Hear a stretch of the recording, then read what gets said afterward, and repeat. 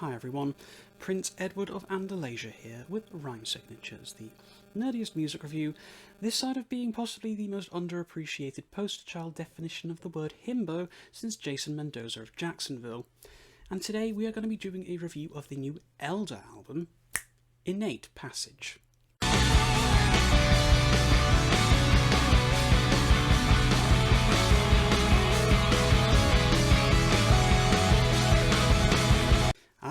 Elder, one of my favourite and most consistent bands, makes it into the dying minutes of 2022 with another delightful slice of sludgy stoner progressive goodness.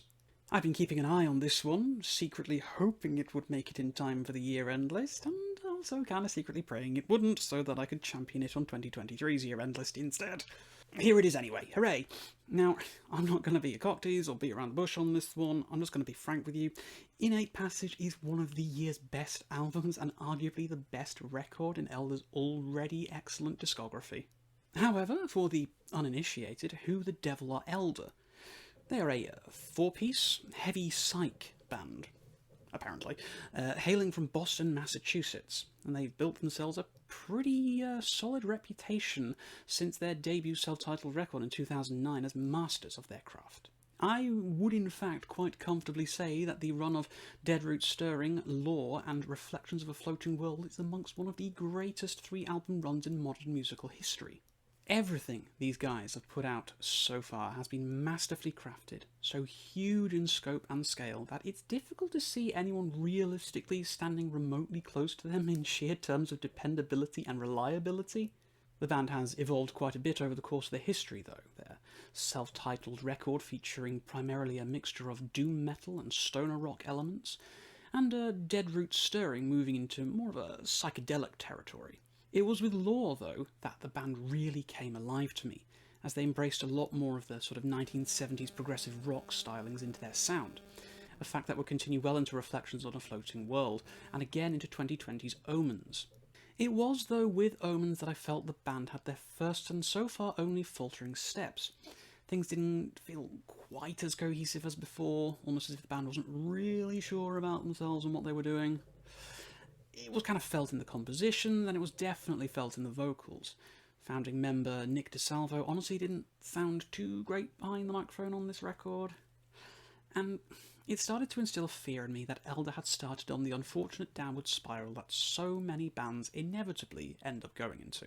That is not to say that Omens was a bad record, far from it. It's just that the sheer quality of the recordings prior had been so high that to try maintaining this streak would be near impossible for, frankly, any band. But here we are anyway, 2 years after Omens with their latest release output, Innate Passage. Now, as I've said earlier, this is easily one of the highlights of the year, and has firmly put Elder back on the pedestal of bands that I know I can rely on to deliver the goods damn near every single time. So, what's different this time? Why is this so much better than Omens? In truth, this is very much a natural successor to that record. The prog elements have been doubled down on, there's a lot more keyboards and synthesizers at play here, which obviously for me is a huge plus. There's still that familiar, sludgy, stoner rock vibe and feel too, but for me, the biggest improvement here is absolutely with Nick DeSalvo. He sounds so much more energised, so much more confident, and so much more at ease with what he's doing. I mean, yes, sure, vocals are still very much a secondary element of Elder's sound, and very little has really changed here. The band still has a great focus on their soundscapes, instrumental passages, and chonking riffs, but the increased power, confidence, and presence of DeSalvo's voice really helps to elevate the rest of the album and the band around him this time. One thing that certainly hasn't broken from tradition is the typical structure of the record. It's Elder. You're getting a small number of tracks, and they're all pretty long. We have songs ranging from the longest at nearly 15 minutes in length to the shortest being 8.5 minutes. So there's one thing you can be absolutely certain of. There is zero filler on this record whatsoever. Everything on Innate Passage is so deliberate and meaningful, and each and every one of these 5 songs just flies by. The record clocks in overall at just shy of 54 minutes, so it's a little bit shorter than some of their more recent outputs, but this by no means suffers for it. If anything, I'd say this record is an absolutely perfect length and makes repeated listens extremely easy. I sometimes find that with stoner and sludge rock that boredom can honestly set in before the end. as oftentimes everything just sort of bleeds into one continuous drone. Now, don't get me wrong, I get that that's often the point, but Elder have managed to neatly sidestep this concern by keeping the instrumentation fresh and interesting, with a greater emphasis on keyboards, as mentioned earlier. They've, in some places, gone full classic 70s prog with the sounds. You've got some Moog stuff going on, some Hammond, and just everything else in between, really. And it really does sound like a really great mix between Sleep, Pink Floyd, Pallbearer, Baroness, and many, many more across the genre as a whole. The first two tracks of Catastasis and Endless Return give you a really great example of what Elder are doing on this record, with some enormous riffs, great guitar solos, tasteful keyboards, and some really interesting vocal runs. But for me, it's from the midway point with Coalescence that the album really hits a huge stride. Everything on this track just hits a little bit different, you know? From the atmospheric keyboards, the thick and enriched bass work, and the sky-piercing guitar solos, or even just the lush and warm tone on the rhythm guitars. Everything feels like what we've had up until this point on the record, but dialed up just that little bit extra. It feels like the sort of music you can just go into outer space to. It's so massive sounding in terms of atmosphere and overall tone. There is always something coming up next on this album, but it doesn't rely on a constant slow build, climax, fall, and slow build over and over and over. Sometimes it's something really simple, like a dirge-like groove that eventually settles in and segues into a calming atmosphere, letting you breathe from underneath the pall of smoke before driving you back deep into a tar pit of thick and heavy grooves. Elder have never been afraid to own the idea of being molasses-like with the textures of their sounds, and Innate Passage takes this concept to the next level. But it's the comparative sweetness of the keyboards and synths that cut across the enriched atmosphere like a hot knife through butter that really makes this such a standout entry into their discography. The final keyboard solo, especially at the end of Coalescence, is a perfect example of this, and it is one of my absolute favourite moments on the whole record. Because this is fundamentally a progressive stoner rock album, and progressive rock has the tendency to smash its best songs out with its longest songs, the same rules are very much true on Innate Passage, with the wonderful penultimate track, Merged in Dreams Ne Plus Ultra. This song trades out the treacle-thick grooves and atmosphere on the first three songs and gives it a little bit of room to breathe, as spacey, ethereal keyboards rule the opening minutes, dancing playfully over the stoic and dependable bass and drums, before once again the massive riff machine loads up and fires off a punchy salvo just to keep you on your toes. There's no relaxing allowed here. It's difficult to describe or even comprehend how Elder has managed to write such incredibly addictive and memorable riffs over and over on this record. I keep expecting exhaustion to kick in, as I'm unable to appreciate each riff in full before the next one starts, but they somehow manage to keep me engaged. Merged in Dreams Ne Plus Ultra really does keep throwing new and exciting things at you across its duration. During my first listen, I found myself thinking, okay, how are they going to top that solo? Only for them to do precisely that less than 3 minutes later. And by the time I was on my 6th listen of this record, even though I knew exactly what was coming and when it was coming, it still managed to floor me every single time.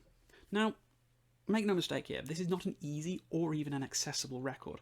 This is a slow burner, and it will only unlock its secrets to you with repeated entries into its garden of delights.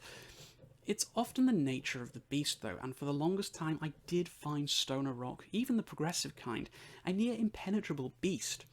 I craved the immediacy and crisp production of shiny, modern-sounding metal. I liked defined, clean vocals or crunching, rasping growls. I always felt stoner rock felt like it sat somewhere in between the two of those. And I always found this often muddy-sounding production a bit of a turn-off. But the more I listened to bands like Elder, the more I found myself warming to the entire genre. And I feel that if you do take the time to put the listens in with this album, it will honestly reward you more than arguably any other release this year.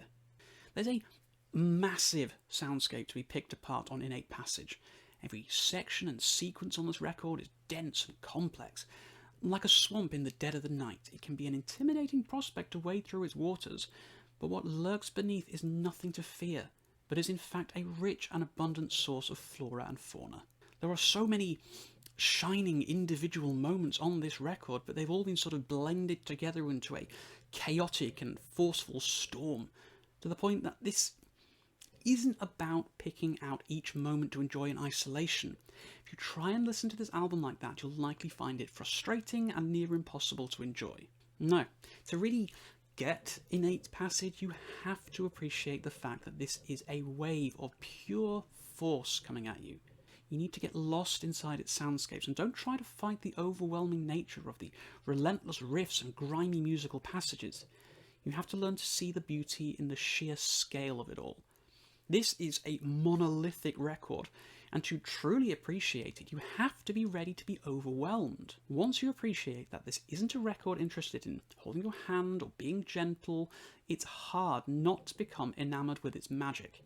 And for me, this is one of 2022's best records. Although, that being said, it's not going to be something that everyone can really appreciate or enjoy. So, what else can I say about Innate Passage? Look, I'm going to be real with you all. After the minor disappointment of Omens, I did approach this one with a kind of nervous anticipation. I went into this one with a similar level of trepidation that I experienced with Opeth's Pale Communion after Heritage had come out. It was an odd stylistic shift in terms of what I'd come to expect from the band, but it turns out that all that was missing from Heritage and from Omens was confidence in the new approach. Much as Pale Communion doubled down on Heritage and took all the good parts from that record and amplified them 100-fold, Innate Passage has done the exact same following up from Omens. This is Elder at a new and confident sounding best.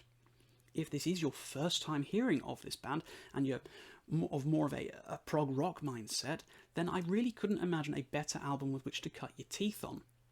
This is still a very challenging record to get into, especially if you're not familiar with the band or the stoner rock genre at large.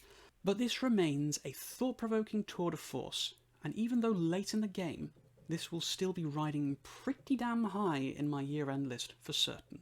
Guys, as well, you know at this point this is just my opinion on the record, so if you have listened to this one, if you did enjoy it, if you didn't like it, whatever your opinions or thoughts on it, just let me know about it down there. I'd love to get a conversation going. I know it's coming towards the end of the year, 2023 is nearly there, nearly at award season, ooh, exciting. But if there is anything else out there you think I might enjoy that I might have missed this year, please do also let me know about it. I love to hear new stuff. If you did like this video, please do share it with anyone who you think would enjoy it. Please, of course, consider subscribing for more content. And if you do enjoy what I put out, also please consider clicking my Ko-fi link down below. Until next time, guys, keep your rhyme signatures odd.